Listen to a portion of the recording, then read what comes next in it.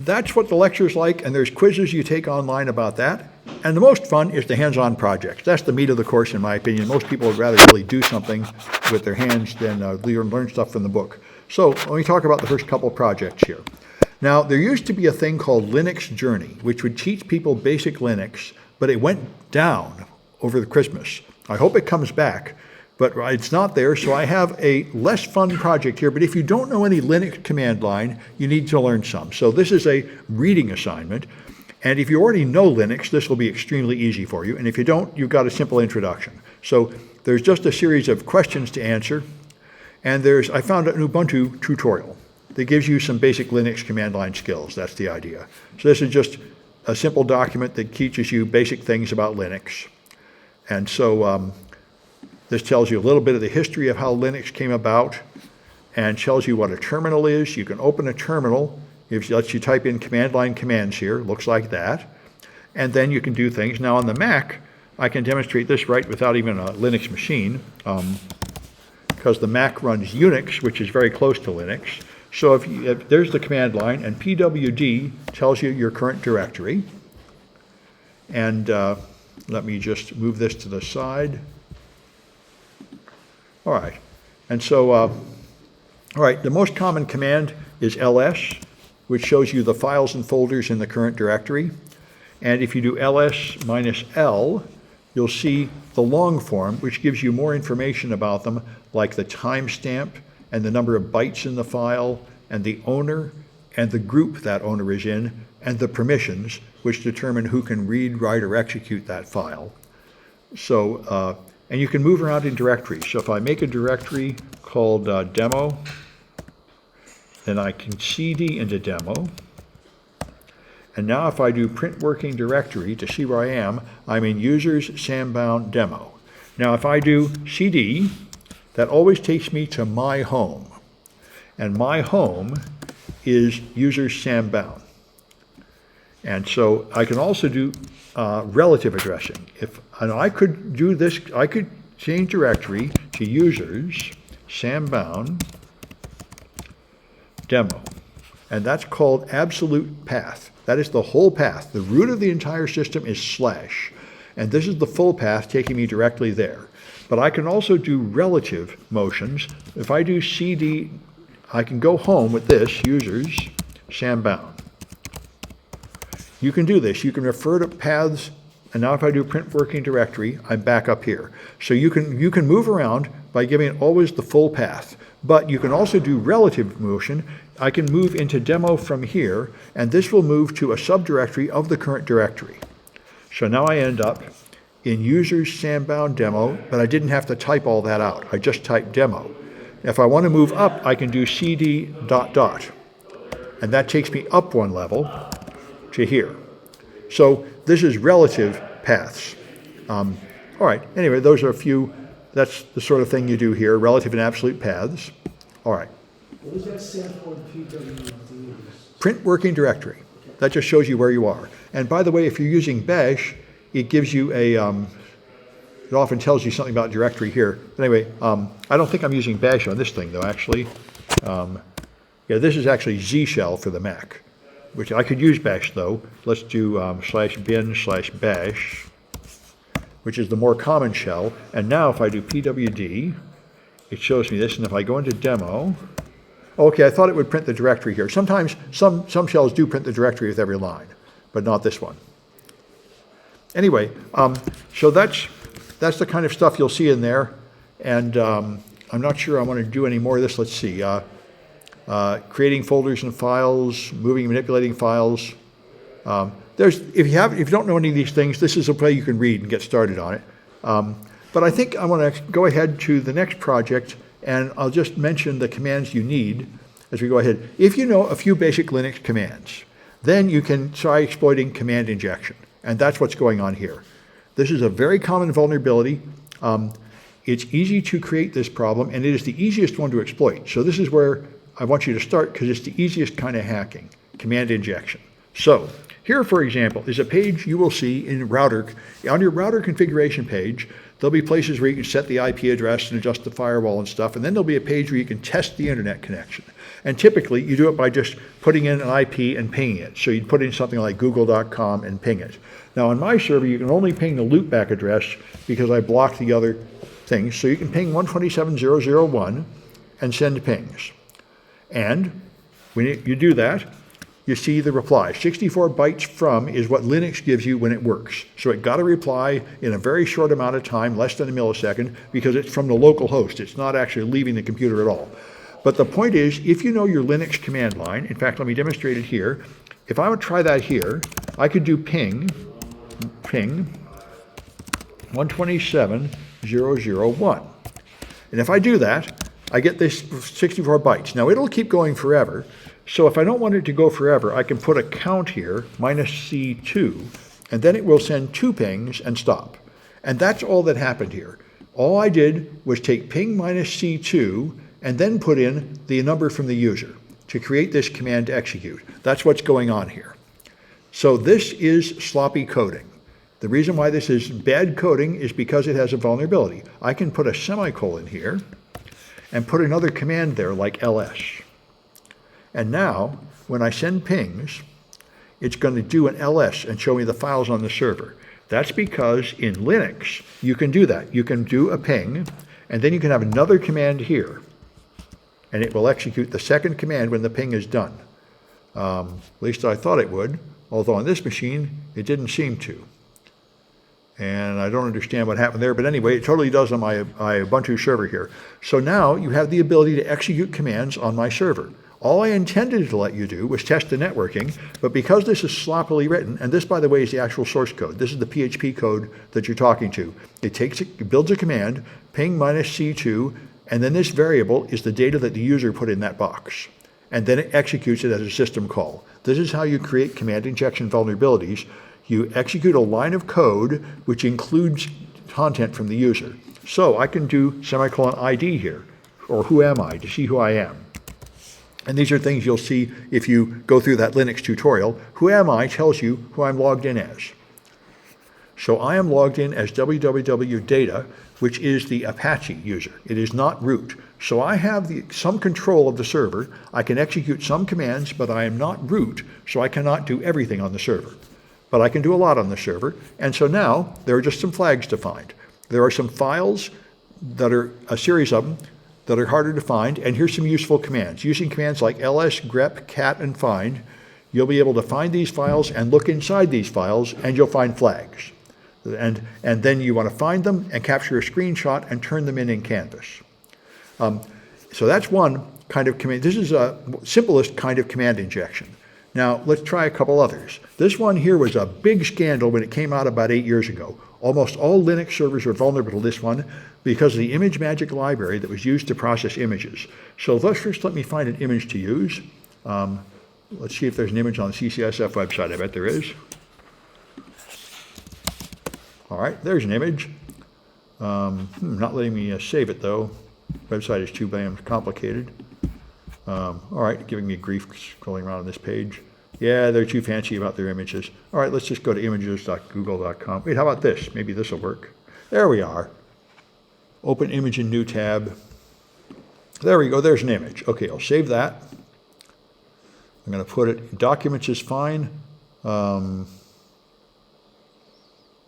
right. I think it doesn't have a nice file extension or anything. That's irritating me. Let's just go to images.google.com. Okay. And look for dogs. All right, there's a dog. That's probably a normal image. Open image in new tab. Save image. Again, I'm not getting a file extension. This is just troubling me. Let's see if it works. All right, so I've saved something. Now I'm going to try and process that image on my server. So that's here. Choose file. Documents, cute dog, okay. Then upload image. And there, it worked. It created, so what it did, apparently that was a JPEG. For some reason I didn't see these. So it took that, and that was a big image. This is the line of code that used the ImageMagick library. It converted it into a 300 by 300 thumbnail. So there it is. And when you click it, you see the full-size image. So this is the kind of thing you'll see on every social network profile and everything. You send up some kind of shot and it does some manipulation, and almost every website did this. And this library had a vulnerability. And to exploit the vulnerability, you have to make a file with content like this. So I'm going to make a text document containing this content. Let me go to a text editor. And all right, here we go. Here's my text editor. So I may just put that content in a text editor, and I'm going to save it in, let's put it in Documents and call it exploit.jpg. So I give it a file extension that makes it look like an image, but it's not. It's just containing a few lines of text. And now I send that up to the server. So there's exploit. I don't see exploit.jpg. Perhaps I saved it somewhere else by accident. Sort by name. Really not there, all right? Let's try that again. Where did I save this? I saved it in downloads. Oh, that'll do it. Okay, right, so I can do that. Downloads. Downloads. Exploit, there we go. Okay, so now I choose that file. Now I upload the image. Now it executes this command trying to process that, and look what happens. It prints hello and then the date. So let's look at that code again. What this code did is, what happened is this ImageMagick library had a feature, had too many damn features. It had a feature where you could put a color behind the image. Here's the size of the color. Then you could fill it with a color, but you can even fill it with a color that varies, so you could load the color from a website. And so this URL here is used to fill the color, but the way they did it was to use the curl command, curl to that URL, to download the contents of that URL, just like I did ping. So they made a command line command to fetch the data, and they included data from the user. So all you have to do is put in the right punctuation marks. Now for the ping, it was a semicolon. In this case, it's a quote and a pipe. And now I can just put Unix commands. Here's echo hello and date. And that's what you see here, hello and date. So this is another form of command injection. You can put commands here. So I can now get rid of that date. I can put in, say, who am I? And then like ls. And save that. And then upload that file.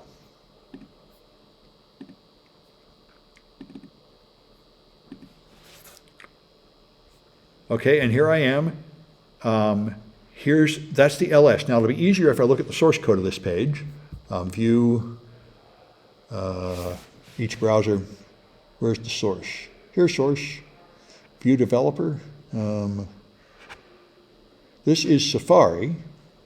I guess I don't know how to see the source code in Safari. Do you people know? History, edit. Where is it? Is it in View? What's that? Yeah, where's developer? I don't see developer anywhere. In developer tools. View, no, there are no developer tools in Safari. Anyway, I don't know how to format, but this is a list of files. In fact, I can do an ls minus L, I think. Let's try that. ls space minus L. If I go here, see if that works. All right. And in fact, what I can do is use a better browser. I'm going to use Brave, because I know how to get to the source code in Brave. There is probably some way to get it in Safari, but Safari's annoying me, so forget it. Here's the web page, the URL. All right, there we go. All right, now I'm going to send that file here, which is downloads, exploit, okay, and then upload image. All right. And there's the stuff, and now I can view page source here. There we go, because in page source, it's easier to read. This is the ls minus L. So now you see it's found a bunch of files in that directory, and there are different types and different sizes. So now you know you can execute commands on the server, and again, there are some challenges to solve here. So there's a flag 5 inside a file, a flag 6 appears when you execute a program, and then there's another one here, a Drupal command injection. This was a Drupal-geddon. Drupal is a rival to WordPress. It's an open source content management system to to make web pages. And there were 3 fatal injections, flaws in Drupal, over and over and over. You could just totally take over the Drupal server. And I think this is the first Drupalgeddon in 2018.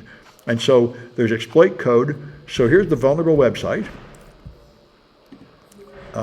which has, I think it's student 1 and student 1, let me see. Yeah, student 1 and student 1. I had to put it behind a password because it would get hacked within minutes otherwise.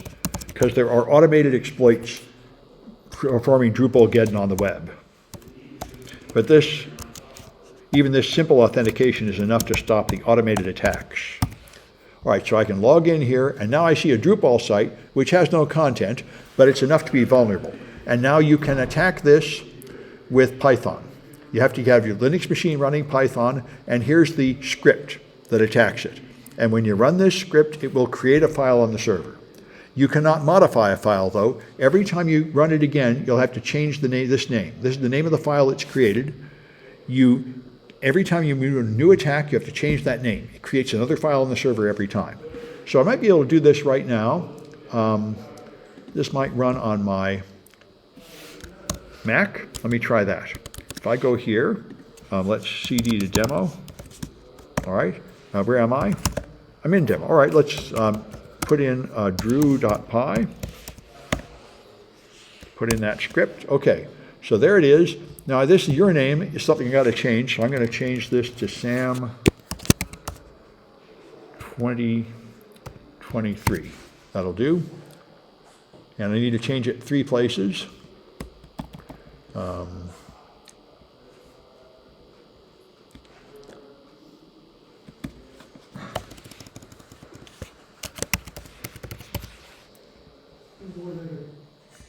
Yeah, I think I might not have made it the same every time. Nope, got to make it capitals here. Yeah, I thought it was 3 places. Let me just check. Control W. You see it? Oh, good. Thank you. Good. Control C. All right. There's 3 places I have to change it.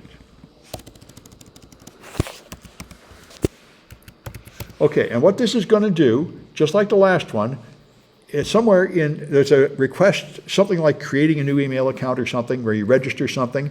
And here's where it's able to integrate. So what this one does is it echoes a smiley face into a file with this name. And you're not allowed to use the greater than sign, so it had to use pipe T to do it. But this is the format. Here's where the injected code goes. So if it works, it's going to create this file, sam2023.txt. Let's see if it works. T sends data, a copy to the screen and a copy to the file. That's what T does. Good.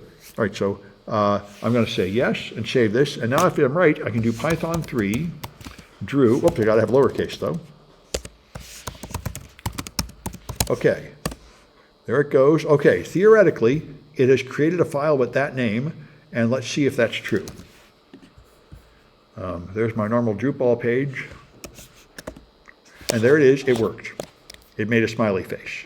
So that's another command injection, and this is a real one that affected thousands of real web pages. There was a flaw somewhere in the user registration that had the same kind of error where you can inject commands and you can take over the server. So, and again, there's some flags to find hidden on this server. So that's the homework to try. So you have to learn a few Linux commands and then you can practice hacking that server. And by the way, a lot of the projects are like this. There's 20 points that are easy to get, the first couple flags, and then there's harder stuff. That's why this much is expected, and this is all extra credit. So if you're a new student and very new to all this, just do the easy parts of each project. The more advanced parts are there for the people that want to challenge. And that's why I say there's a lot of extra credit in this course. You can easily get twice as many points as are required if you do the advanced stuff. But if you're a beginner, you can just do enough, and this is all you're required to do. So any questions? Well, I'm going to stop the recording. Yeah. Windows. What about Windows? Linux command. You have to have a Linux machine. If you want to execute these. So, and that's a really important question. In this class, now in other classes, the students are all setting up Linux machines, but you don't really need one in this class. If you won't be able to do this project, well, actually, you can run Python on Windows, but that one would be a little hard. That's why I say that one's a little advanced, and that's extra credit. But this one here, you can do this with just a web browser on any machine. And this one here, you can again just use a web browser. So in this, you can do almost everything in this class on Windows. It'll be fine. You don't really need a Linux machine. In other classes, you absolutely do. But especially in this class, very soon, what we're going to do is we're going to go to, we're going to start doing the Web Security Academy projects.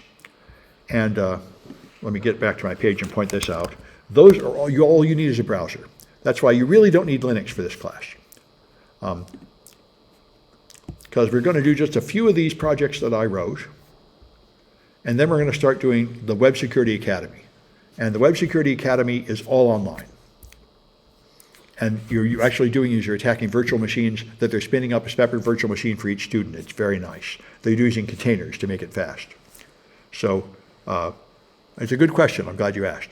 Linux machine is helpful for a couple of projects, but not necessary for any of them.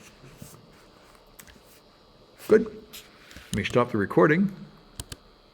And I'll just stick around to